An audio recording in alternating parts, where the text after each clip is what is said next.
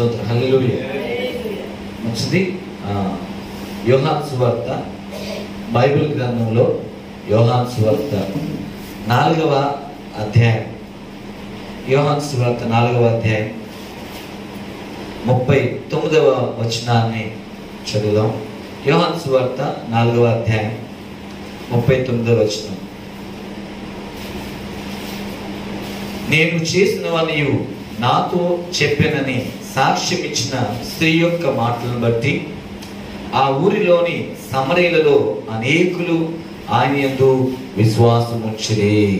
దేవునికి స్తోత్ర. మళ్ళొకసారి చదువుదాం.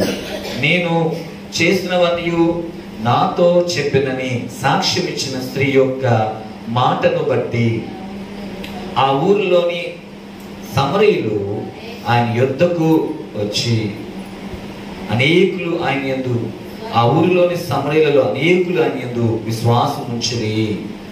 ఆ సమరయులు ఆయనకు వచ్చి తమ యొద్ద ఉండమని ఆయనను వేడుకొని గనుక ఆయన అక్కడ 2 దినములు ఉండెను. ఆయన మాటలు వినేనందున ఇంకా అనేకులు నమ్మి ఆ స్త్రీని చూచి, ఇక మీదట నీవు చెప్పిన మాటను బట్టి కాక మా మట్టుకు మేము విని ఈ నిజముగా లోకరక్షకుడని తెలుసుకుని నమ్ముచున్నామని. దేవునికి స్తోత్రం కలుగునుగా. హల్లెలూయా. ఎంత అద్భుతం అంటే, ఒక స్త్రీ యొక్క సాక్ష్యం ఎలా ఉందంటే చాలా ప్రభావితం చేస్తుంది. ఒక స్త్రీ యొక్క సాక్ష్యం చాలా ప్రభావితంగా ఉంది. అందుకే అంటుందామె, నేను చేసినవన్నీ నాతో చెప్పినని సాక్ష్యం ఇచ్చిన స్త్రీ యొక్క మాటను బట్టి ఆ ఊరిలోని సమరయులు ఆయన ఎద్దుకు వచ్చి, చూసారా, ఆ ఊరిలోని సమరయులలో అనేకులు ఆయన యందు విశ్వాసం ఉంచిరి. ఆ ఊరిలోని సమరయులలో అనేకులు ఆయన యందు విశ్వాసం ఉంచిరి. యేసు ప్రభు మీద మరి ఒక ఊరంతా విశ్వాసం ఉంచింది. అనేకులు ముందు ఈ యొక్క సమరయ స్త్రీ, ఈమె ఎవరంటే సమరయ స్త్రీ. ఈ స్త్రీ యొక్క మాటలను బట్టి చాలా మంది విశ్వాసం ఉంచితే, తర్వాత యేసు ప్రభు ఆ ఊర్లోకి వస్తే, ఆ ఊర్లో ఆయన 2 రోజులు ఉన్నారు. ఆయన అప్పుడు ఏంటంటే ఇంకా చాలా మంది నమ్మారంట. చూడండి, ఒక స్త్రీ యొక్క సాక్ష్యం ఎంత ప్రభావితంగా ఉంది, ఎంత ప్రభావితంగా ఉంది. గుర్తుపెట్టుకోవాల్సిన విషయం చూడండి, నేను చేసినవన్నీ నాతో చెప్పినని సాక్ష్యం ఇచ్చిన స్త్రీ. ఆ మాటలు బట్టి ఆ ఊర్లో అనేకులు ఏం చేశారంటే యేసు ప్రభునందు విశ్వాసం ఉంచారంట. దేవునికి స్తోత్రం కలుగును గాక. కాబట్టి మరి ఆ సాక్ష్యం ఎంత ప్రభావితంగా ఉంది. ఆ చెప్పిన సాక్ష్యం చిన్నదే, కానీ ఆ సాక్ష్యాన్ని బట్టి చాలా మంది ప్రభావితులయ్యారు. ప్రభావితులు అవడం అంటే అర్థం ఏంటంటే యేసు ప్రభు మీద నమ్మకం ఉంచారు, యేసు ప్రభుని నమ్మారు. ఆ ఊరిలో సక్కువ మంది నమ్మారు. ఎంత అద్భుతమైన విషయం. మన సాక్ష్యం ఎప్పుడు కూడా ఎట్లా ఉండాలంటే ప్రభావితంగా ఉండాలి. మన సాక్ష్యం ఎలా ఉండాలంటే ప్రజలని ప్రభు దగ్గర నడిపించగలగాలి. మన సాక్ష్యం ఎలా ఉండాలంటే ప్రభువు మీద విశ్వాసం ఉంచే రీతిలో ఉండాలి మన సాక్ష్యం. అది ఎలాగుంటుందంటే మన జీవితాన్ని మీద ఆధారపడి ఉంటుంది. మన జీవితం, మన సాక్ష్యం ఒకలాగా ఉండాలి. కొంతమంది చెప్తారు కానీ వాళ్ళ జీవితం బాగోదు. వాళ్ళు చెప్తారు, అనేక విషయాలు చెప్తా ఉంటారు, కానీ వాళ్ళ జీవితం చూస్తే మరి ఏమాత్రం కూడా చూడడానికి మంచిగా కనపడదు. కాబట్టి మరి ఎప్పుడైతే మన జీవితం బాగోకుండా మనం ఎన్ని మాటలు చెప్పినా ఎవరు నమ్ముతారు ప్రభుని? ఎవరు విశ్వసిస్తారు? మన ప్రభు గురించి ఎన్ని చెప్పినా కూడా మన జీవితం బాగోలేదనుకోండి, మన ప్రవర్తన బాగోకపోతే, మన మాటలు బాగోకపోతే, ఎందుకంటే మనం అనుకుంటాం ఎవరు నన్ను చూడట్లేదు అనుకుంటాం. మనది 2 కళ్ళే, కానీ 100 కళ్ళు మనం చూస్తూ ఉంటాయి. మనల్ని పరీక్షించే వాళ్ళు చాలా మంది ఉంటారు. మన మాటలు పరీక్షిస్తూ ఉంటారు, మన నడకలు పరీక్షిస్తూ ఉంటారు, మన ప్రవర్తన పరీక్షిస్తూ ఉంటారు. ప్రతిదీ మనల్ని ఎలా చూస్తారంటే గుచ్చి చూస్తూ ఉంటారు. ఎందుకంటే మనం ఏం చేస్తామంటే మనము చెప్పే మాటలు బట్టి, మనం చెప్పే మాటలు బట్టి మనల్ని మన ప్రవర్తన చూస్తారనమాట. ఏం చెప్తుంది ఇన్ని మాటలు, నిజంగా ఏం జీవితం అలాగుందా? ఈమె ఇన్ని విషయాలు చెప్తుంది, ఈ జీవితం అలాగుందా? ఈ జీవితంలో మార్పు ఉందా అని చెప్పేసి మనం చూసేవాళ్ళు చాలా మంది ఉంటారు. కాబట్టి ఇక్కడ చూడండి, ఈ స్త్రీ యొక్క మాటలు బట్టి ఒక ఊరంతా కదర్చబడింది. ఆ గ్రామం కదర్చబడింది. దేవునికి స్తోత్రం కలుగునుగా. అంటే ఎంత అద్భుతంగా ఆమె యొక్క సాక్ష్యం ప్రభావితం చేసింది. మరి ఈ జీవితం చూస్తే ఒక రకంగా చూస్తే ఆ ఊరిలో ఆమె జీవితం ఏమి వాస్తవానికి అంతకుముందు ఆమె జీవితం ఏం బాగోలేదు. ఆ జీవితం ఏం బాగోలేదు. ఆమె చాలా భయంకరమైన జీవితం జీవిస్తుంది, అసహ్యకరమైన జీవితం జీవిస్తుంది. ఎందుకు అంటే ఆమె పరిస్థితి బట్టి ఆ విధంగా మార్చబడిందని, అక్కడున్న వాతావరణం బట్టి కొంతమంది ఏం చేస్తారంటే పరిస్థితులు బట్టి వాళ్ళు మారుతూ ఉంటారు అనమాట. పరిస్థితులు బట్టి మారిపోతూ ఉంటారు. అంటే కొంతమంది ఆకలితో ఉన్నారనుకోండి, కొంతమంది ఏం చేస్తారు దొంగతనానికి అలవాటు పడేవాడు ఉంటారు. ఇలాగ ఒక్కొక్కరు ఒక్కొక్క పరిస్థితులను బట్టి మార్పు చెందుతా మనుషులు ఉంటారు. ఈమె కూడా తన పరిస్థితిని బట్టి ఆమె కూడా తన జీవితాన్ని పాపంలోకి మార్చుకుంది. పాప జీవితం జీవిస్తుంది, రోత జీవితం జీవిస్తుంది. కానీ అలాంటి వ్యక్తిని కూడా దేవుడు ఏం చేశాడంటే తన పని కోసం వాడుకున్నాడు. దేవుని స్తోత్రం కలుగునుగాక. చూడండి, నువ్వు ఎలాంటి వ్యక్తివైనా, నీ జీవితం ఎలాంటిదైనా, దేవుడు నిన్ను ఏం చేస్తాడంటే ఆయన పని కోసం నిన్ను వాడుకుంటాడు. ఎలా వాడుకుంటాడు? నీ జీవితాన్ని సరిచేసి నేను వాడుకుంటాడు ఆయన. మనుషులకు నువ్వు అవసరం లేకపోవచ్చు, కానీ దేవుడికి కావాలి. నువ్వు కుటుంబానికి నువ్వు అవసరం లేకపోవచ్చు, కానీ దేవుడికి కావాలి. నీ అన్నదమ్ములకి అక్క చెల్లికి నువ్వు అవసరం లేకపోవచ్చు, కానీ దేవుడికి కావాలి. నువ్వు నీ ఇంట్లో, నీ బంధువుల దగ్గర, నీ స్నేహితుల ఎదుట, సమాజంలో నిన్ను తక్కువగా చూడొచ్చు, అసహ్యంగా చూడొచ్చు, రోతగా చూడొచ్చు, నీ బ్రతుకు బాగోకపోవచ్చు. కానీ దేవుడు నువ్వు చేసే పాపాన్ని ప్రేమించడు కానీ నిన్ను ప్రేమిస్తాడు. మనం చేసే పాపాన్ని ప్రేమించిన ఆయన దేన్ని ప్రేమిస్తాడు? మనల్ని ప్రేమిస్తాడు. రెండో విషయం ఏంటంటే మన మీద కూడా ఒక ప్రణాళిక ఉంటుంది, ఒక ఉద్దేశం ఉంటుంది. ఆయన పని కోసం ఎలాంటి వారినైనా వాడుకుంటాడు ఆయన పని కోసం ఎలాంటి వారినైనా వాడుకుంటాడు ఆయన. అంతేగాని నన్ను వాడుకోలే, నేనేం పనికి వస్తాను? ఒకవేళ నువ్వు ఊరికి పనికి రాకపోవచ్చు, మీ ఇంట్లో నువ్వు పనికి రాకపోవచ్చు, కానీ దేవుడికి మనం పనికి వస్తాం. మనం వాడుకుంటాడు ఆయన. అందుకే ఒక పాట ఉంది, కుమ్మరి ఓ కుమ్మరి జగదుత్పత్తి దారి జిగట మన్నైన నా వంక చల్లగా చూడుమయ్యా, జిగట మన్నైన నా వంక చల్లగా చూడుమయ్యా. కుమ్మరి ఓ కుమ్మరి జగదుత్పత్తి దారి జిగట మన్నైన నా వంక చల్లగా చూడుమయ్యా. ఆయన ఎవరు? పరమ కుమ్మరి. మనం తయారు చేశాడు ఆయన. తల్లి గర్భంలో మనం రూపించాడు, మనం సృష్టించాడు.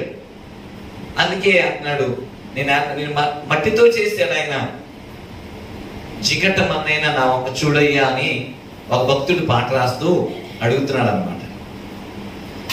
పనికి రాని పాత్ర నాని పారవేయకుమా. ఏంటంట? పనికి రాని పాత్రనని పారవేయబాకయ్యా. పొంగి పోరాలు పాత్రగా నన్ను నింపుమా. ఏంటంట? పొంగి పోరులు పాత్రగా నన్ను నింపయ్యా. పనికిరాని పాత్రలనే పారేయడు ఆయన. పగిలి ఉన్న పాత్రను నేను సరిచేసి వాడు మాయా. ఏంటంటే పగిలి ఉన్న పాత్ర నేను సరిచేసి. నిజమే, జీవితాలు పగిలిపోతాయి ఒక్కొక్కసారి, మన బ్రతుకులు ఒక్కొక్కసారి పగిలిపోతా ఉంటాయి. పరిస్థితులు బట్టి మన జీవితం పగిలిపోయింది, బ్రతుకులు పగిలిపోవచ్చు. కానీ దేవుడు ఏం చేస్తాడంటే సరిచేసి వాడుకుంటాడు. దేవునికి స్తోత్రం చెప్పండి. సరిచేసి నీ జీవితం పగిలిపోవచ్చు, నీ బ్రతుకు పగిలిపోవచ్చు, కానీ దేవుడు నిన్ను వాడుకోవాలని ఉన్నప్పుడు నువ్వు ఎలాంటి వ్యక్తివైనా, నువ్వెవరివైనా సరే నిన్ను సరిచేసి వాడుకోవడానికి దేవుడు సమర్థుడు. ఈ అమ్మాయి జీవితం ఏంటంటే పగిలిపోయింది, జీవితం పాడైపోయింది, బ్రతుకు పాడైపోయింది, పగిలిపోయిన జీవితం. కానీ దేవుడు ఆ అమ్మాయిని వాడుకుని ఒక గ్రామాన్ని మార్చాడు. ఆమె సరిచేయబడి గ్రామంలో ఆమె వాడబడింది. ఈరోజు దేవుడు మనల్ని కూడా అలాగే సరిచేసి వాడుకునే దేవుడు ఆయన. అయితే ఈమెను ఎలా సరిచేశాడు, ఎలా సరిచేసి వాడుకున్నాడు ఆయన పని కోసం? ఆమె ద్వారా ఒక గ్రామం ఆయన ఎందుకు విశ్వాసం వచ్చింది, ఆమె ద్వారా గ్రామానికి రక్షణ వచ్చింది. అద్భుతం అండి. ఒక పనికిరాని వ్యక్తి, ఎవరు పట్టించుకున్న వ్యక్తి ద్వారా దేవుడు ఆయన పని చేసుకుని ఒక గ్రామాన్ని నీతి మార్గం, నీతి జీవితం జీవించాడు. నీతి జీవితాన్ని అనుగ్రహించాడు. ఆ గ్రామాన్ని బాగు చేశాడు. ఆ ఒక్క ఆమె ద్వారా, పనికిరాని ఆమె ద్వారా పనికొచ్చే వ్యక్తిగా చేసి ఆమె ద్వారా అనేకుల్ని, ఇంకా ఎంతమంది ఆమెకి లాగా పనికిరాని వాళ్ళు ఉన్నారో, ఇంకా ఎంతమంది ఆ గ్రామంలో పగిలిపోయిన వాళ్ళు ఉన్నారో, ఇంకా ఆ గ్రామంలో ఎంతమంది చెడిపోయిన వాళ్ళు ఉన్నారో, వాళ్ళందరిని బాగు చేశాడు ఆయన ద్వారా. ఈమె చెడిపోయింది, బాగుపడింది. ఈమె ద్వారా అనేకులు బాగు చేసింది. ఈమె ద్వారా అనేకులు బాగుపడ్డారు. చూసారా? ఒక్క వ్యక్తి చాలు ఒక ఊరు మారడానికి.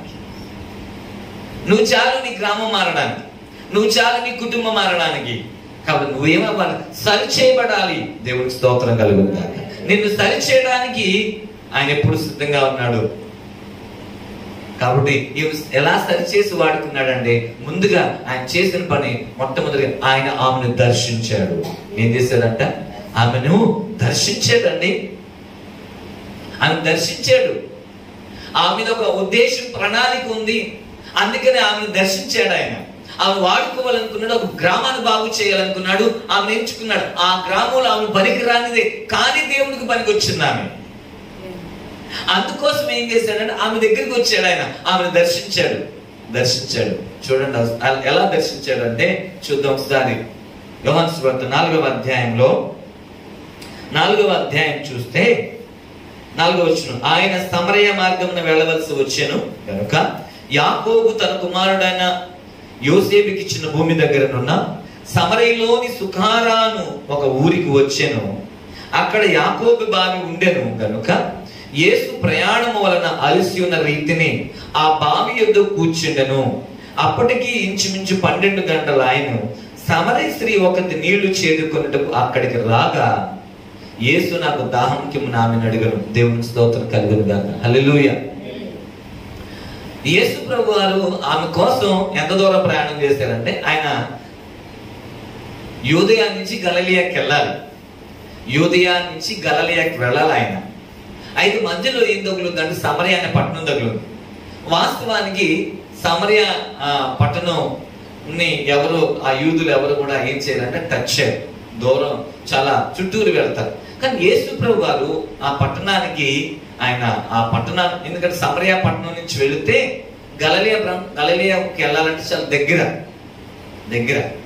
యేసు ప్రభు వారు వాస్తవానికి ఇక్కడ గమనించాల్సిన విషయం ఏంటంటే, ఆ పట్టణాన్ని ఎవరు ఇష్టపడరు, ఆ గ్రామస్తులు ఇష్టపడరు, యూదులు. కానీ యేసు ప్రభు వారు ఆమెను ప్రేమిస్తున్నాడు కాబట్టి, ఆమె మీద ఉద్దేశం ఉంది కాబట్టి, ఆమెను వాడుకోవాలనుకున్నాడు కాబట్టి ఎంత దూరమైనా సరే ప్రయాణం చేయడానికి ఇష్టపడ్డాడు. ఎంత దూరం ప్రయాణం చేస్తాడు? 3 రోజులు ప్రయాణం చేస్తాడు. ఈ సమరయ పట్టణం ఎక్కడ ఉందంటే, ఈ సమరయ పట్టణాన్ని షోమ్రోన్ అంటాము. ఈ సమరయ పట్టణం ఎక్కడ ఉందంటే గిరీజం అనే కొండ మీద ఉంది, పెద్ద కొండ మీద ఉంది. అంటే ఈమె కోసం ఆ పట్టణానికి రావడమే కాకుండా కొండెక్కాడు ఆయన. ఈ సమరయలోని ఏ ఊరది? సుకార్ అనే ఒక గ్రామం. సుకార్ అనే గ్రామం వచ్చాడు ఆయన. ఆలోచన చేయాల్సిన విషయం ఏంటంటే, దేవుని దర్శనం, ఆయన్ని దర్శించాలనుకున్నప్పుడు నీ దగ్గరికి ఎట్లాగైనా వస్తాడు. నిన్ను దర్శించాలనుకుంటే ఎట్లాగైనా వస్తాడు. నువ్వు ఎలాంటి వ్యక్తి అయినా సరే నిన్ను దర్శించాలని ఉద్దేశం ఉన్నప్పుడు నీ దగ్గరికి వస్తాడు ఆయన. ఒకరోజు ఒక దైవ సేవకుడు ఆయన జీవితంని సినిమాగా తీశారు.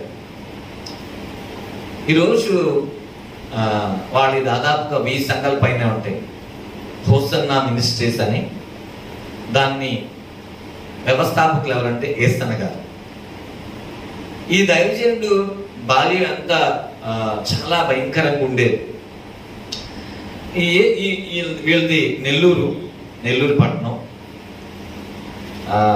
వీళ్ళ నాన్నగారేమో నరసింహులు, తల్లి కమలమ్మ. పిల్లలు కొడుతున్నారు, చనిపోతున్నారు. అందుకే ఇవిడేం చేస్తాను, ఏసన్న గారు పుట్టిన తర్వాత తీసుకొచ్చి చర్చిలో తీసుకొస్తే ఆ పాస్టర్ గారు పేరు పెట్టారు ఏసన్న.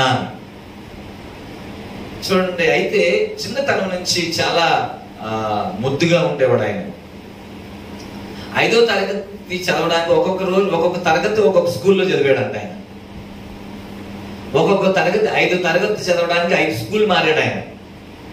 6వ తరగతి ఒక స్కూల్లోకి వెళ్ళాడు ఆయన. 2 సార్లు తప్పాడు 6వ తరగతి. చాలా భయంకరంగా అల్లరై, అమాయకత్వం, మొండితనం చాలా ఉండేది ఆయన. ఇంట్లో చూస్తుంటే తల్లి బాగా కొట్టడం. ఒకరోజు తను చేసిన పనులు బట్టి తల్లి బాగా దండిస్తే ఇంట్లో వెళ్ళిపోతాడు. వెళ్ళిపోతే ఇంట్లోకి రాను అని చెప్పి వెళ్ళిపోతాడు ఆయన. వెళ్ళిపోయిన తర్వాత ప్లాట్ఫారాల మీదకి వెళ్ళడం, ఆ యొక్క మరి రైల్వే స్టేషన్ దగ్గర కూర్చోవడం, ఇట్లా రకరకాల ఎక్కడైనా దొరికితే ఏదైనా ఉంటే తినడం, ఇట్లా ఉంటుంది. ఇంటికి రావట్లేదు మనిషి, బాగా ఇదైపోతున్నాడు. కొంతకాలం అయిన తర్వాత, కొన్ని రోజులు అయిన తర్వాత నోట్లోంచి రక్తం పడుతుంది. కారణం ఏంటంటే వాళ్ళ తాతయ్య గారు ఉన్నారు, పోతురాజు గారు ఆయన పేరు. వాళ్ళ తాతయ్య గారు ఏంటంటే ఆయన మరి ఆ ఊర్లో ఎవరైనా పోతురాజు గారైనా మేకల్ని బలులు తీసుకొస్తే ఆయన మీదకి పోనకం వచ్చినప్పుడు ఆ మేకల నోటితో బతుకుని మేకలు కొరికి రక్తం తాగేవాడు. అలా ఆ విధమైన ఆ యొక్క శాపం ఈ మీదకి వచ్చిందనేవాడు.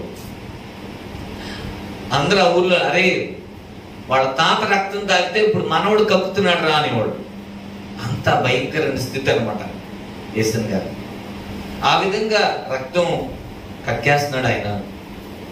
ఇలాంటి పరిస్థితుల్లో ఒకరోజు ఒక వీధిలో నడుస్తుంటుండే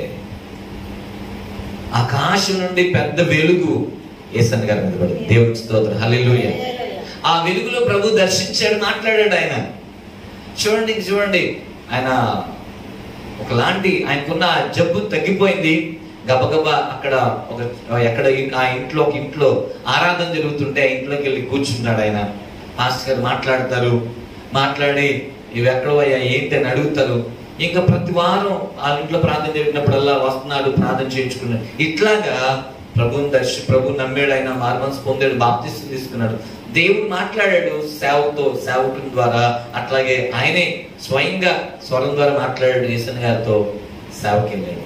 ఈరోజు 1000 సంఘాల కన్నా పైబడి కట్టబడ్డాయి. దేవుడికి స్తోత్రం కలుగుతుంది. నువ్వు ఎలాంటి వ్యక్తివైనా సరే, ఏంటి ఆయన పరిస్థితి?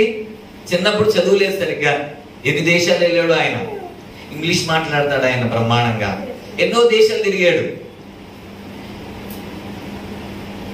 అప్పుడు మనిషి నువ్వు ఎవరైనా సరే, నీ జీవితం ఎలాగున్నా సరే, దేవుడు నిన్ను వాడుకుంటాడు. దేవుడు ఉన్నాడు, నిన్ను వాడుకుంటానికి దేవుడు నిన్ను దర్శిస్తాడు. అయ్యో నేను పనికిరాందని నా జీవితం ఏంటి అనుకోకూడదు. దేవుడు నిన్ను వాడుకోవాలని ఉద్దేశం ఉన్నప్పుడు నువ్వు ఎక్కడున్నా, ఎలాంటి పరిస్థితిలో ఉన్నా, ఎలాంటి స్థితిలో ఉన్నా, ఒకవేళ అదే భయంకర జబ్బుతో ఉన్నా నేను స్వస్థపరిచి వాడుకుంటాడు, నేను సరిచేసి వాడుకుంటాడు ఆయన. దానికోసం నేను దర్శిస్తాడు. ఆ విధంగా ఈమెను దర్శించాడు. దర్శించిన తర్వాత రెండోది ఏంటంటే ఆమెతో సహవాసం చేశాడు. అంటే ఆమెతో స్నేహం చేశాడు ఆయన.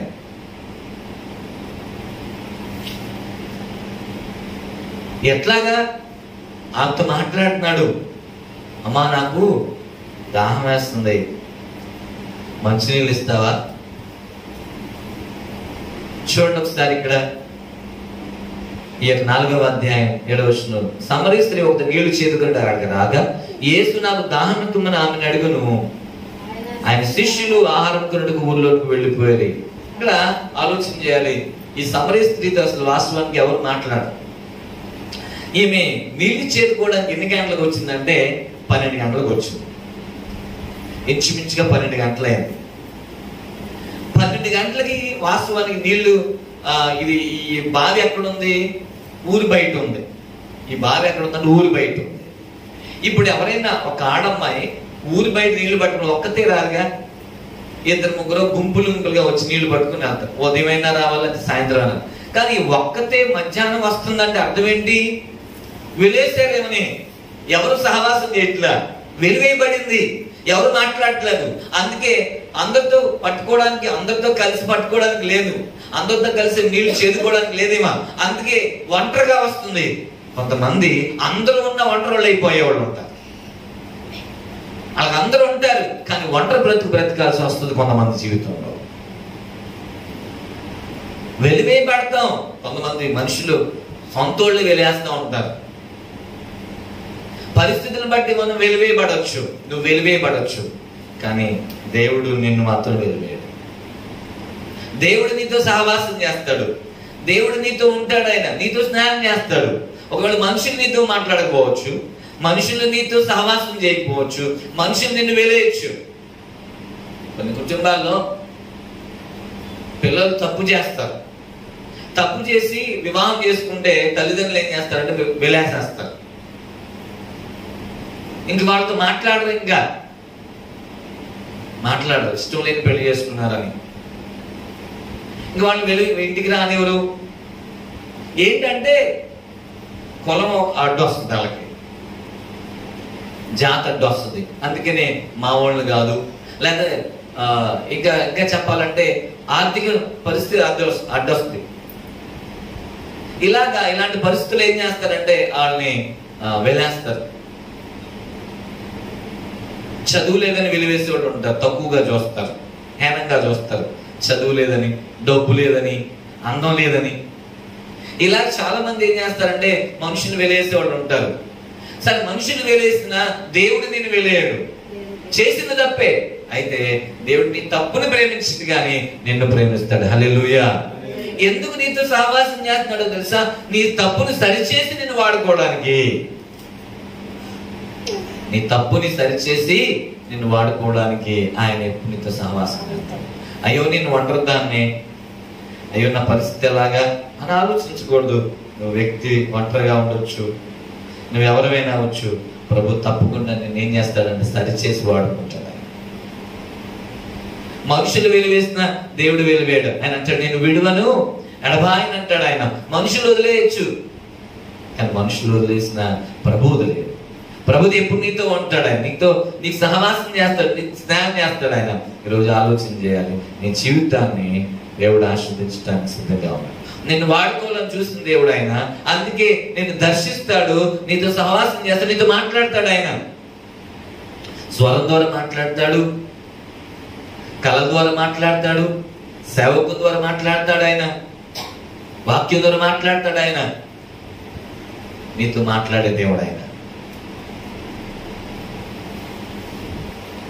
మనుషులు ఎవరు మాట్లాడకపోయినా ప్రభు నీతో మాట్లాడతాడు. ఈరోజు గుర్తుపెట్టుకోవాల్సిన విషయం ఏంటంటే, నువ్వు అనుకోవచ్చు నాతో ఎవరు మాట్లాడతారులే అనుకోవద్దు, ప్రభు నీతో మాట్లాడు. చూడండి, ఎవరు మాట్లాడలా. శిష్యులు వచ్చారు, కానీ వాళ్ళు మాట్లాడలే ఏమతో.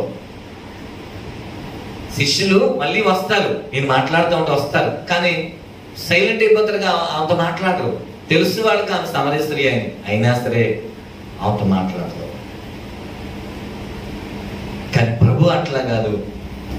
ప్రభు నీ యొక్క పై రూపాన్ని చూడు, నీ అందాన్ని చూడు, నీ చదువుని చూడు, లేకపోతే నీ ధనాన్ని చూడు, కానీ నీ హృదయాన్ని నువ్వు కావాలి ఆయనకి. కాబట్టి నువ్వు ఎవరైనా సరే నీతో మాట్లాడడానికి సిద్ధమైన దేవునికి స్తోత్రం. హల్లెలూయా.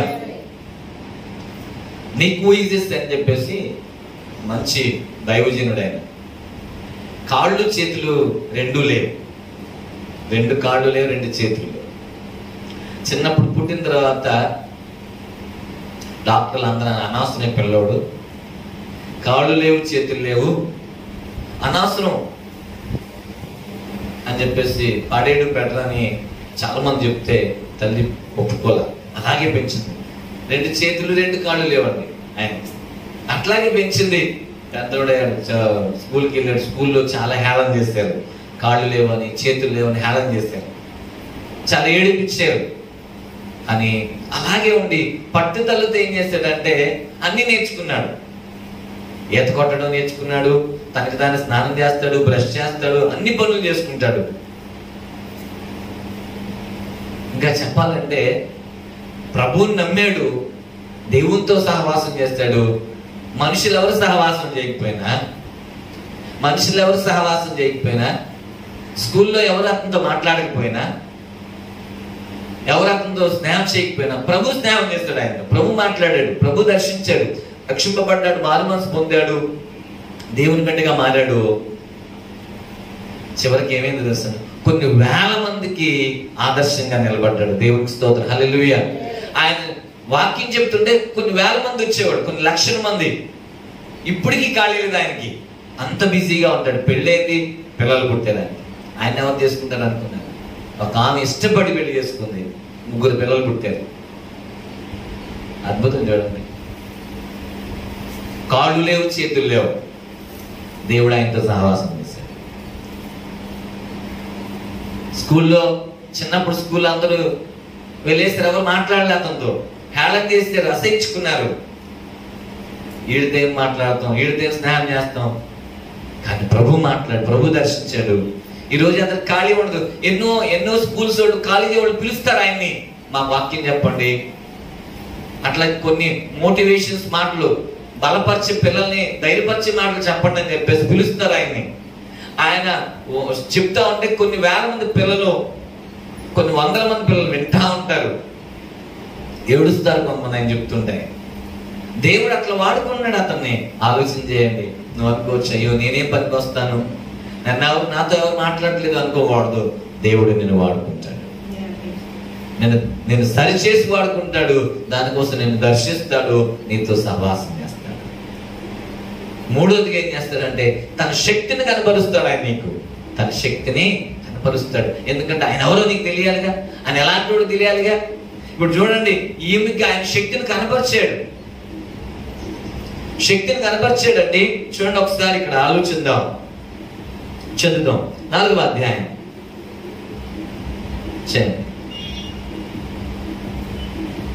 10వ వచనం చూస్తే, అందుకు యేసు, నీవు దేవుని వరమును నాకు దాహమకిమ్మని నిన్ను అడుగుచున్న వాడెవడో అదియు ఎరిగి ఉంటే నీవు ఆయనను అడుగుదువు. చూసారా, ఈయన ఎవరు ఆమెకి తెలియదు.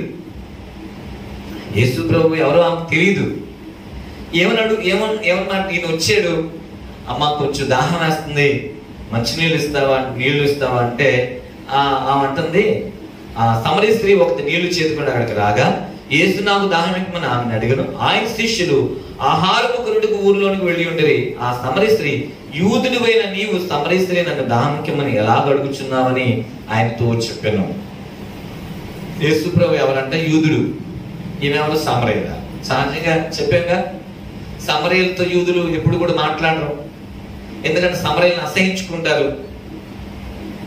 2 వేరే జాతులకి పుట్టిన పిల్లలని యూదులు అన్యులు వివాహం చేసుకుంటే పుట్టిన పిల్లల వాళ్ళు. అందుకని ఈ యొక్క ఒరిజినల్ యూదులు ఏం చేస్తారంటే వీళ్ళని అసహించుకుంటారు. మిళిత జాతి అని చెప్పేసి అసహించుకుంటారు అనమాట. అయితే ప్రభు అసహించుకోలే. ఆమె దగ్గరకు వచ్చాడు, ఆమెను దర్శించాడు, ఆమెతో సహవాసం చేస్తున్నాడు.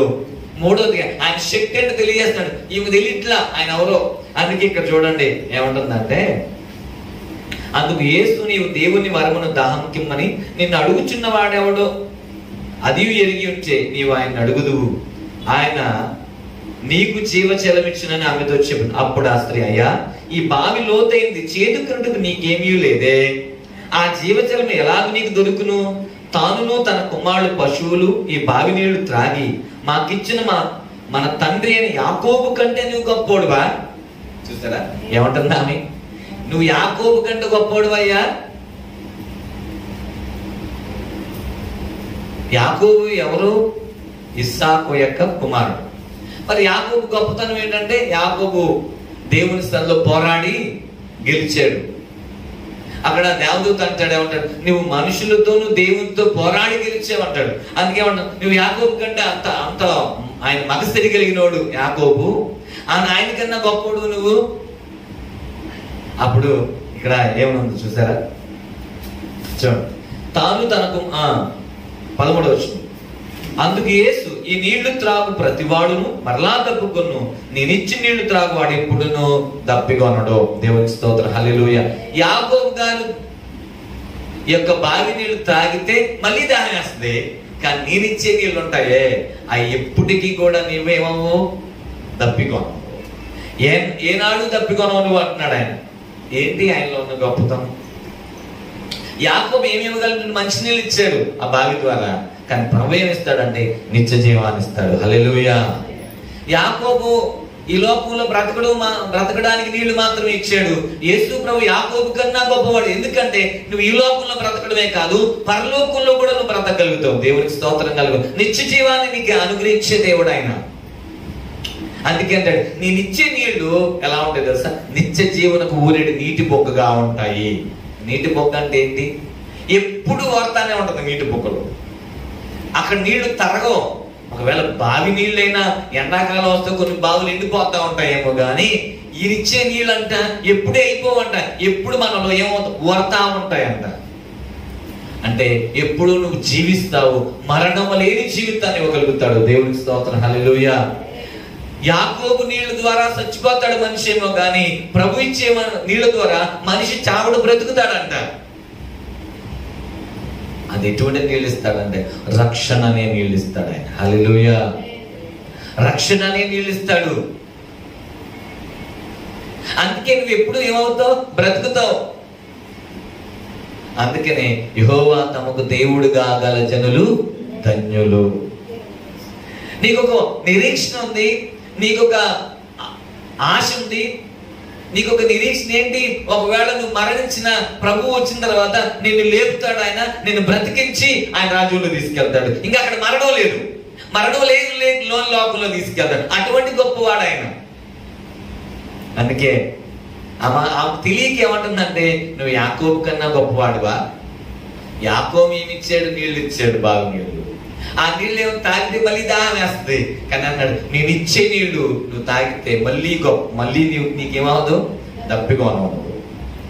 దప్పిగా ఉండడం అంటే ఏంటి? దాహం ఎందుకు వేస్తుంది? అలిసిపోయినప్పుడు ఎండ దెబ్బ తగిలి దాహం వేస్తుంది, నోరు ఆరిపోతే దాహం వేస్తుంది. నువ్వు అలిసిపోవు అన్నమాట. మళ్ళీ అలిసిపోకుండా నీ అలసట తీరుస్తాడు ఆయన. ఒకవేళ నువ్వు అలిసిపోయేవేమో నీ కుటుంబ పరిస్థితులను బట్టి, నీ జీవితంలో ఉన్న సమస్యలు బట్టి అలిసిపోతున్నావేమో, నీ అలసటను తీరుస్తాడు. నువ్వు మరలా అలిసిపోకుండా ఆయన నీకు నీటి బొక్కనిస్తాడు ఆయన. హల్లెలూయా. అలిసిపోకుండా నీకు సహాయం చేసే దేవుడు ఆయన. కాబట్టి ఈరోజు ఆలోచించే ఆయన శక్తి ఎలాంటిది. ఒకరోజు ఏమైందంటే, యేసు ప్రభు శిష్యులు మార్కు సువార్త 4వ అధ్యాయం 41లో ఉన్న సంఘటన ఏంటంటే, యేసు ప్రభు శిష్యులు యేసు ప్రభుతో పాటు పడవ ప్రయాణం చేస్తారు. పడవ ప్రయాణం చేస్తుంటే జరిగిన విషయం ఏంటంటే, ఆ పడవ ప్రయాణంలో ఆ టైంలో బాగా తుఫాన్ వచ్చింది, సముద్రం పొంగుతుంది, గాలి మూడు ఒకసారి, తుఫాన్ ఒకసారి వచ్చింది, సముద్రం పొంగుతుంది, ఎవరి చేత గాలి వస్తుంది. ఈ పడవ ఎలా ఉందంటే మునిగిపోయే పరిస్థితిలో ఉంది. ఈ పడవ కొట్టుకులాడిపోక మునిగిపోయే స్థితిలో ఉంది. ఈ శిష్యులందరూ యేసు ప్రభువారు ఆ పడవక అడుగు బాగా తలవాల్చుకొని ఆయన నిద్రపోవాలి. రెస్ట్ లేదు ఆయన. శిష్యులు కంగారు పడి భయపేసి గబగబా వచ్చేమన్నారు, యేసు ప్రభు లేపుతున్నారు. ఏమని? బోధకుడు మీరు నశించిపోతున్నావు, నీకు చింత లేదా? చూడండి ఒకసారి 4వ అధ్యాయం 37వ వచనం. అప్పుడు ఈ పెద్ద తుఫాన్ రేగి ఆయన ఉన్న ధోని మీద అలలు కొట్టినందున ధోని నిండిపోయాను. ఆయన ధోని అమరమున తలగడ మీద తలవాల్చుకుని నిద్రించుండను. వారు ఆయనను లేపి, బోధకుడా మేము నశించిపోవచ్చున్నాము, నీకు చింత లేదా అని ఆయనతో అనేది. అందుకు ఆయన లేచి గాలిని గద్దించి నిశ్శబ్దమే ఊరకుండమని సముద్రముతో చెప్పగా. ఎవరితో మాట్లాడుతున్నాడు ఆయన? సముద్రంతో మాట్లాడుతున్నాడు, గాలితో మాట్లాడుతున్నాడు, తుఫాన్తో మాట్లాడుతున్నాడు. ఎవరు మాట్లాడతారు ఆ మాటలు? తుఫాన్తో ఎవరు మాట్లాడతారు? సముద్రంతో ఎవరు మాట్లాడగలుగుతారు? మనిషి మాట వింటదా సముద్రం? గాలి వింటదా మనిషి మాట? తుఫాన్ వింటదా? అలా మాట వింటే ఎందుకు వస్తాయి తుఫాన్లు, ఎందుకు వస్తాయి వరదలు? ఆలోచన చేయాలి. మనిషి మాట ఏమైనా సముద్రం కానీ, గాలి కానీ, తుఫాన్ కానీ. ఆయన సృష్టికర్త కాబట్టి, వాటిని సృష్టించాడు కాబట్టి ఆయన మాట్లాడటం ఆగిపోయినాయి.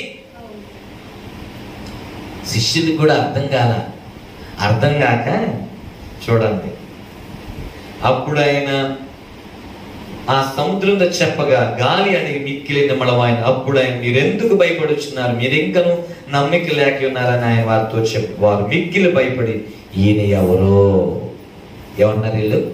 ఈయన ఎవరో?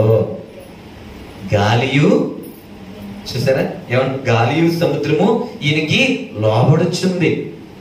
ఈయన మాటకి లోబడిపోయింది గాలి, సముద్రం దెబ్బకు సైలెంట్ అయిపోయింది. ఆగు అన్నాడు అంతే. గాలిని గద్దించాడు, సముద్రాన్ని గద్దించాడు, తుఫాను గద్దించాడు, ఎక్కడికక్కడ సైలెంట్ అయిపోయింది అంతే. అప్పుడు దాకా చెలరైపోయినాయి. అప్పుడు దాకా నీ జీవితంలో అప్పుడు దాకా చాలా చెలరైపోతాయి.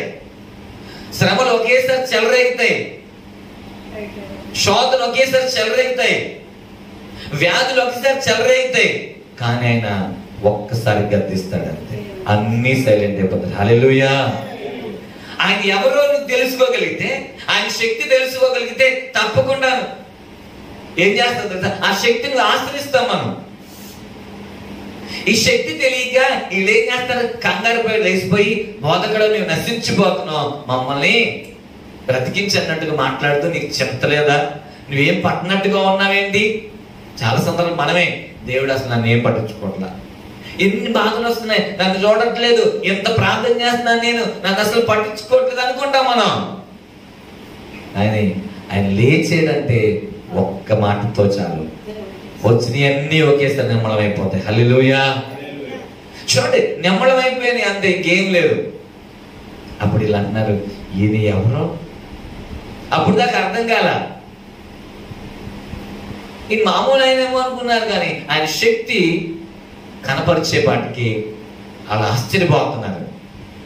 ఈమెకు తెలియట్లా, ఈమెమనుకుంటుంది, నువ్వు యాకోబు కంటే గొప్పోడువయ్యా అంటే అన్నాడు. యాకోబు ఈ నీళ్లు తాగితే మళ్ళీ నీకు దాహం వేస్తుంది, కానీ నిన్నిచ్చే నీళ్ళు ఎలాంటి తెలుసా? మరలా చచ్చిపోవు నువ్వు. హల్లెలూయా. మరలా దాహం ఏదు, నిత్య జీవానికి ఊరిడి ఓటది. నువ్వు ఎప్పుడు బ్రతుకుతావు, నీకు మరణం ఉండదు. అంటే ఏ మరణం? నరకం అనే మరణం ఉండదు.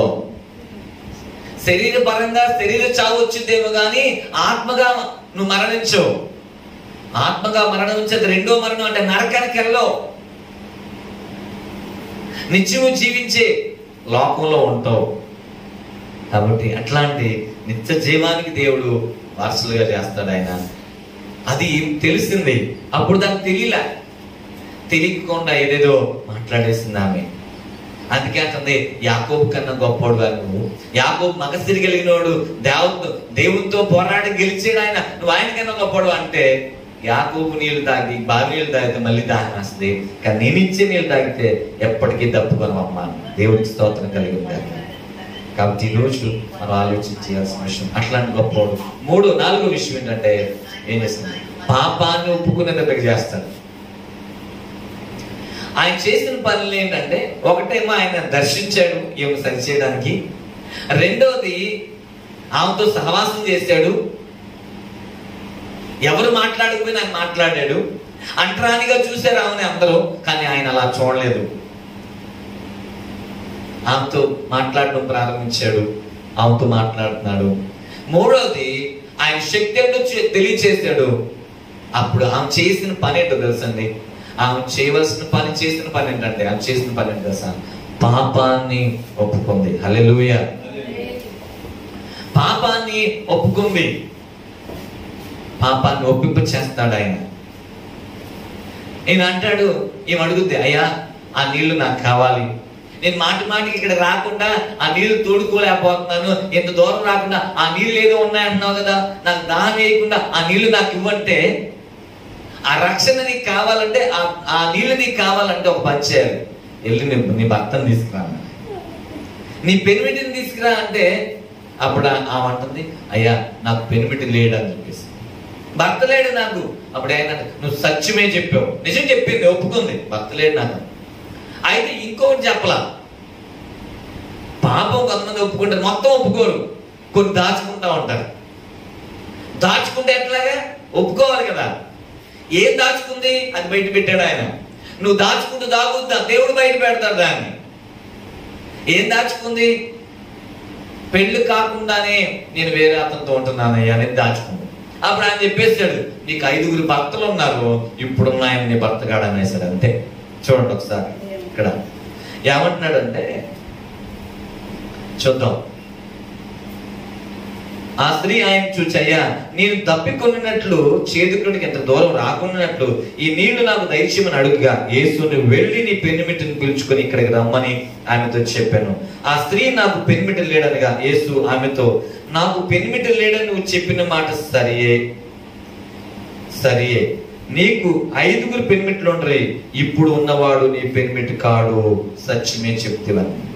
ఇప్పుడు ఉన్నవాడు అంటే అర్థమేంటి? పెళ్లి చేసుకుని భర్త చచ్చిపోయాడు, పెళ్లి చేసుకుని భర్త చచ్చిపోయాడు, ఇట్లా 5. ఇంకా 5 పెళ్లి చేసుకుని చచ్చిపోతున్నాడు కదా, చేసుకున్నారు, పెళ్లి చేసుకుని భర్త చచ్చిపోతున్నాడని ఇంకా పెళ్లి చేసుకోకుండా ఒక వ్యక్తితో ఉంటాం, పెళ్లి చేసుకోకుండా. మరి అది పాపంగా? వివాహం అవ్వకుండా ఒక వ్యక్తితో కాపురం చేస్తున్నది పాపం. అది దేవుడు అన్నాడు, నీకు పెనిమిటి, ఇప్పుడున్నవాడు నీ పెనిమిటి కాదు, నీ భర్త కాడు చెప్పేశాడు. అంతే. అప్పుడు అంటుంది, అయ్యా నువ్వు నిజంగా ప్రవక్త అంటుంది. ఇంకా తెలుసుకోవట్లా, కానీ ఏమని చెప్తుంది? ప్రవక్తలు అంటే ఏంటి? భవిష్యత్తు చెప్పగలిగిన వాళ్ళు, రహస్యాలు బయట పెడతారు. దేవుడి ఆత్మ ఆ విధంగా వాళ్ళలో ఉండి మనలో ఉన్న, నువ్వు చెప్పకపోయినా చెప్పగలుగుద్ది. ఒకసారి ఎలీషా ప్రవక్త దగ్గర గెహజీ అనే వ్యక్తి ఉన్నాడు. ఈ గెహజీ శిష్యుడు ఎలీషాకి. నయమాను ఎలీషా ప్రవక్త ద్వారా దేవుడు నయమాన్ బాగు చేయిస్తాడు. ఆ యోర్దాను నదిలో 7 సార్లు మునిగితే ఈ నయమాన్ ఏం చేసుకుని బహుమానాలు తీసుకొస్తాడు ఎలీషా ప్రవక్తకి ఇద్దాం. ఎలీషా ప్రవక్త వాటిని తీసుకోడు.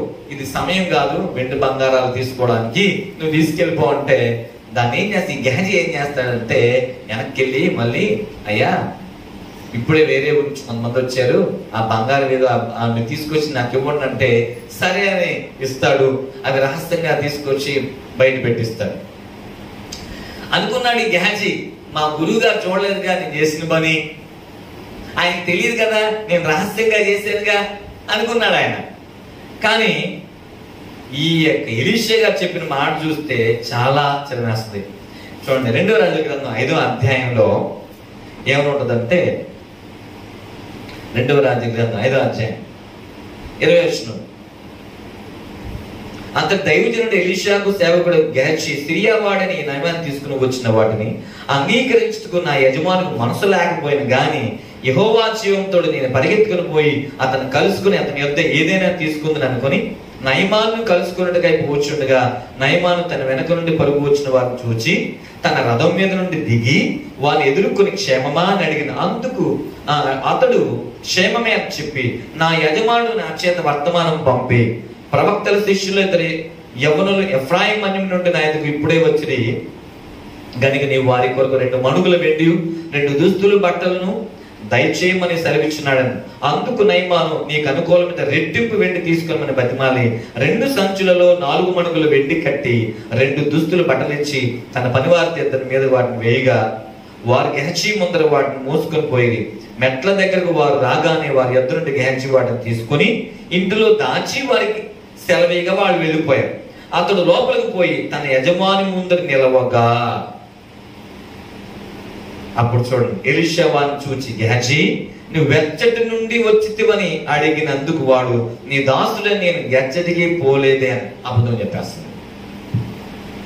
ప్రవక్త అంటున్నాడు, ఎలీషా ప్రవక్త ఎక్కడికి వెళ్ళావు నువ్వు, ఎక్కడి నుంచి వస్తున్నావు అంటే ఎక్కడికి వెళ్ళలేదు, ఇక్కడే ఉన్నాను. వాస్తవానికి ఎక్కడికి వెళ్ళాడు? ఆ వెండిని తీసుకోవడానికి వెళ్ళాడు. దైవజనుడు వద్దురా, తీసుకోకూడదు, మనకు అవసరం లేదని పంపించేస్తే ఏమని చెప్తున్నాడు? అబద్ధాలు చెప్తున్నాడు. ప్రవక్తలు ఇద్దరు వచ్చారు, యవనస్తులు, ఎఫ్రాయిం దగ్గర నుంచి, మన్యం ప్రాంతం నుంచి వచ్చారు. వాళ్ళకి బట్టలు కావాలి, వెండి కావాలంటే మా అయ్యగారు పంపించారు అనగానే 2 కావాలి, 4 మణుగులు తీసుకెళ్ళండి ఆయన సంచుల్లో పోసి తీసుకొచ్చారు. దేనికోసం? ఎవరి కోసం? అయ్యి గ్యాజీ తీసుకుందామని.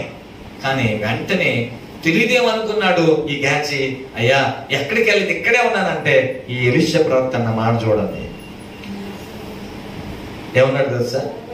అంతటి ఎలీషా వారితో, ఆ మనుషుడు తన రథము దిగి నిన్ను ఎదుర్కొన్నట్టుకు తిరిగి వచ్చినప్పుడు నా మనసు నీతో కూడా రాలేదా?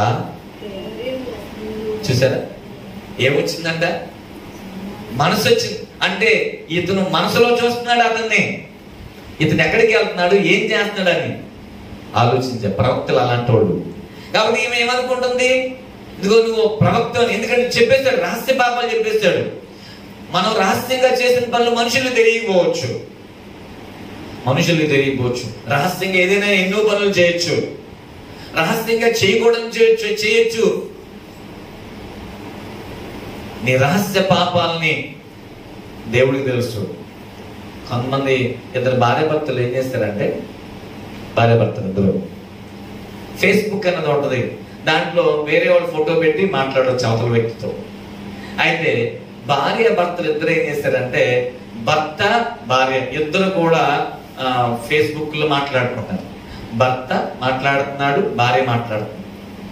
వీళ్ళిద్దరూ ఫేస్లు వేరే వేరే బొమ్మలు పెట్టి మాట్లాడుకుంటున్నారు. ఏమని?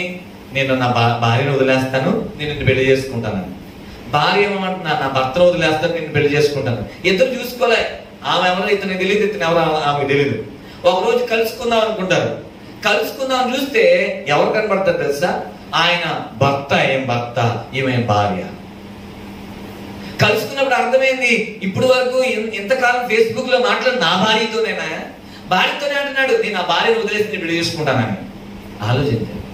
ఆమె కూడా చూడండి ఏమంటుంది, నేను నా భర్తను వదిలేసి నేను పెళ్లి చేసుకుంటాను అంటే వీళ్ళకి ఒకరికొకరు ఒకే ఇంట్లో ఉన్నారు. తెలియకుండా ఈయన ఏం చేస్తాడు, వేరే ఆమెతో మాట్లాడుతున్నానేమో అనుకున్నాడు అనమాట. ఆమె ఏమనుకుంటుంది, నా భర్తకు తెలియకుండా నేను వేరే అతనితో, వాస్తవాన్ని పరిచయం పెట్టుకుంది కరెక్టే, కానీ ఎవరితో పెట్టుకుందో తెలుసా? తన భర్తతోనే పెట్టుకున్న పరిచయం. చివరికి అర్థమైపోయింది భర్త స్వభావం ఏంటో, భార్య స్వభావం ఏంటో. ఆలోచించండి. వాళ్ళిద్దరు ఒక ఎలా ఉన్నది తెలుసా? ఒకే ఇంట్లో ఉంటూ వాళ్ళ మనసులో ఏముందో తెలుసా? భార్య అంటే భర్తకి ఇష్టం లేదు, భర్త అంటే భార్యకి ఇష్టం లేదు. వీళ్ళు ఏంటంటే తెలియకుండానే అక్రమ సంబంధం పెట్టుకున్నారు. కానీ ఎవరితో పెట్టుకున్నారంటే వీళ్ళతో వీళ్ళే. ఆలోచన చేయండి. అంటే ఇప్పుడు చూడండి, అంటే వాళ్ళ మనసులో ఏముంది? భార్య మీద భర్తకి ప్రేమ లేదు, భర్త మీద భార్యకి ప్రేమ లేదు. అందుకే వీళ్ళు ఏం చేస్తారు, వేరే వాళ్ళతో సంబంధం పెట్టుకుంటున్నారు. ఆలోచన. కానీ పాపం ఎన్ని రోజులు తాగుద్ది, ఏదో ఒక రోజు బయటపడాల్సింది.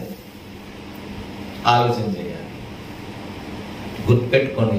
ఆలోచన ఎక్కడ మనం దాగదు, మన రహస్య పాపాలన్నీ బయటపడతాయి.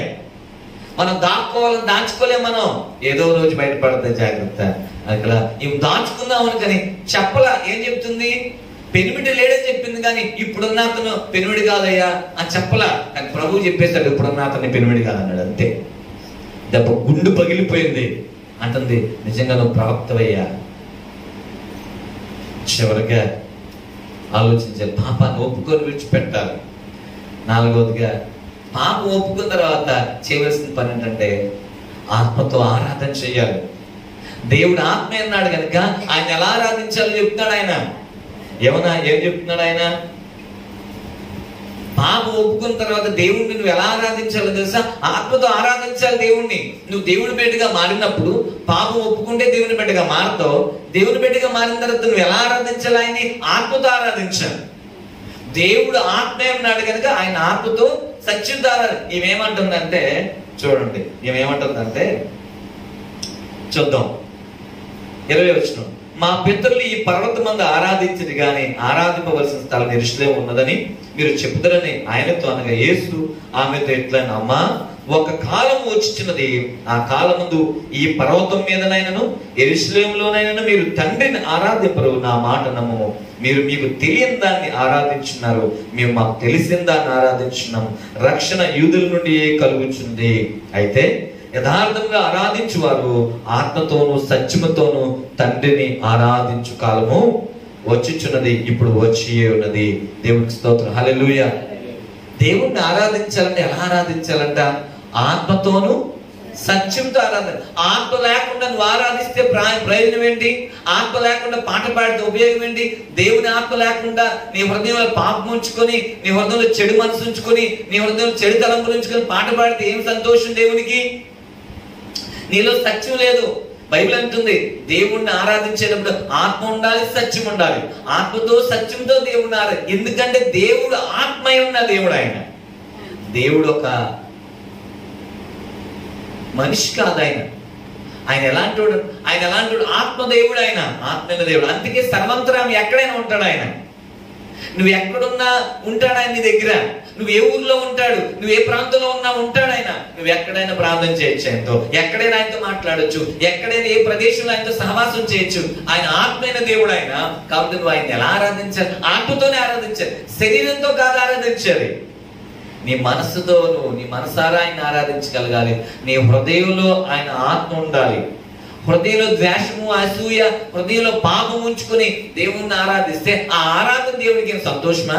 సంతోషం కాదు. హృదయంలో ఏముండాలి?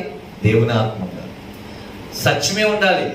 అపవిత్రత ఉంటే ఆ ఆరాధన దేవునికి ఇష్టమే కాదు. నువ్వు పాట పాడితే దేవునికి సంతోషం కాదు. నువ్వు బ్రహ్మాండంగా పాడొచ్చు, పాటలు చక్కని వాక్యం చెప్పొచ్చు, చక్కని వాక్యం చదవచ్చు, చక్కని ప్రార్థన చేయొచ్చు. కానీ హృదయంలో దేవుని ఆత్మ లేకపోతే, నీలో దేవుని ఆత్మ లేకపోతే, నీలో సత్యం లేకపోతే,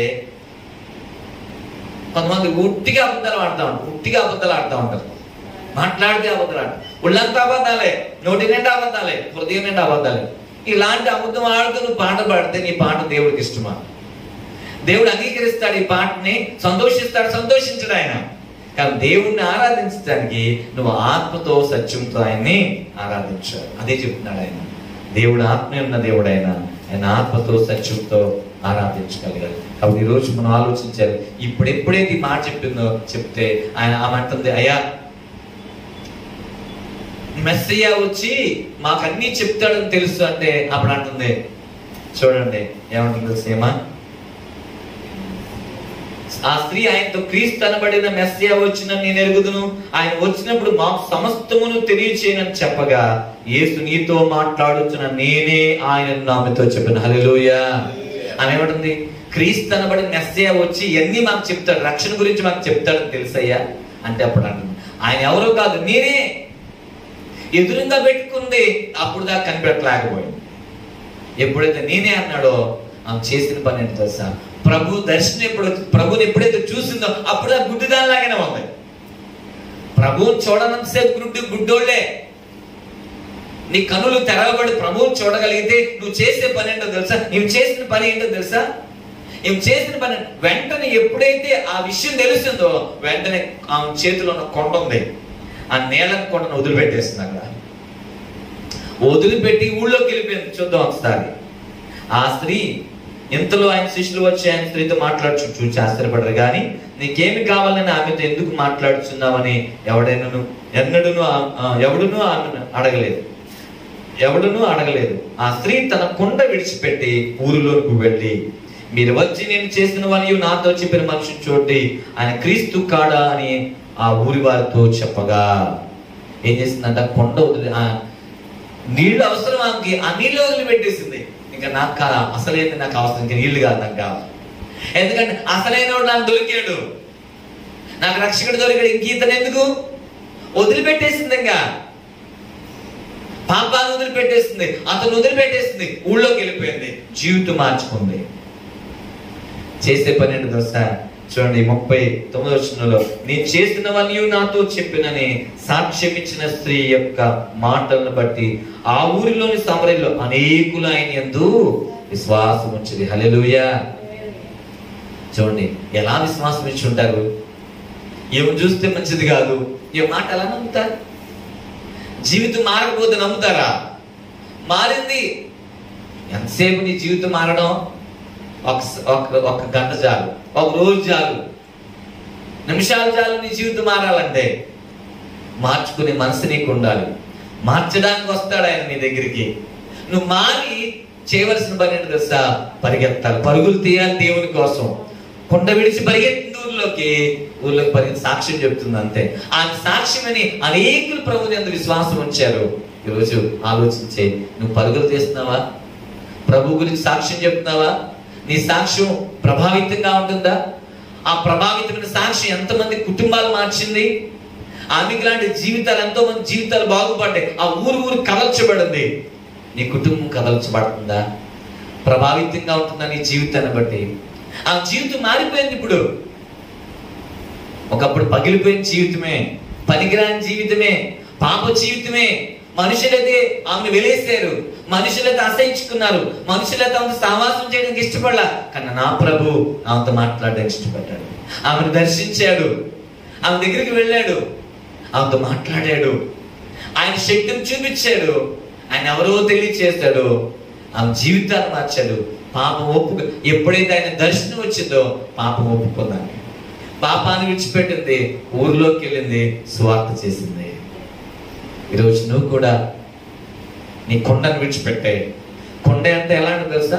ఈ లోక పరిస్థితులు, ఈ లోక సంబంధ భారాలు. అయ్యో ఎట్లాగా, నా భర్త ఉన్నాడు, ఎట్లా నేను వెళ్ళి సువార్త చెప్పాలి? నాకు ఇన్ని పనులు ఉన్నాయి, నేను ఎలా వెళ్ళాలి? ఇవన్నీ తీరిపోయిందా తెలతాలి, ఈ భారాలన్నీ పోయిందా తెలతాలని కూడా కుదరదు. అక్కడ సమయం ఉండదు, దాన్ని వదిలిపెట్టేయాలి. అక్కడ కొండతో వెళ్ళాలని కొండను విడిచిపెట్టేసింది. కొండ ఎలాంటిదంటే ఈ లోక సంబంధమైన భారం, ఈ లోక పరిస్థితులు ఏదైతే అడ్డుగా ఉందో దాన్ని వదిలిపెట్టి నువ్వు వెళ్ళగలగాలి సువార్త చెప్పడానికి. ఆమె అవన్నీ వదిలిపెట్టేసి ఊర్లోకి పరిగెత్తి సువార్త చేసింది. అనుకోవచ్చు, అయ్యో నేను వెళ్ళగలనా? నువ్వు వెళ్ళాలనుకుంటే నువ్వు వెళ్తావు, వెళ్ళలేకపోతే ఎక్కడికి వెళ్ళలేదు. నాకు చదువు రాదే, వదిలిపెట్టే, చదువుని చూడబాక. అయ్యి ఎట్లాగా, నాకు కుటుంబం ఉంది కదా, నాకు పిల్లలు ఉన్నారు కదా, నేను బాధ్యతలు ఉన్నాయి, ఎట్లాగా అనుకున్నారా? ఎక్కడికి కదలలేవు, నీకు భారంగానే ఉంటుంది. ఎవరున్నా పర్లా, నా ప్రభు పని చేయాలి. నేను ఆరోగ్యం ఉన్నా లేకపోతే పర్వాలా, నేను నా ప్రభు పని చేయాలి, నన్ను దేవుడు వాడుకుంటాడు అని నువ్వు బయలుదేరితే దేవుడిని అద్భుతంగా వాడుకుంటాడు. హల్లెలూయా. కాబట్టి ఒక ఊరిని కదిలించిన స్త్రీలాగా నువ్వు కూడా ఉన్నట్లయితే ఖచ్చితంగా దేవుడు నిన్ను కూడా వాడుకొని నీ కుటుంబాన్ని కదిలింపు చేస్తాడు, నువ్వు ఉన్న ప్రాంతాన్ని కదిలింపు చేస్తాడు. నీ జీవితం ఒక గొప్ప సాక్ష్యంగా ఉండి ఆ సాక్ష్యం ద్వారానే ఆ ప్రాంతం కలర్చబడి అనేకులు ప్రభు దగ్గరికి వస్తారు. ప్రభు ఈ మాటలు దీవించింది గాక. ఆమె ప్రార్థన చేసుకున్నాం. ప్రార్థన. మమ్మల్ని మిక్కిలిగా ప్రేమించిన పరలోకమందున్న మా తండ్రి, ఈ పరిశుద్ధమైన పాదాలకు వందనాలు చెల్లిస్తున్నాం ప్రభు.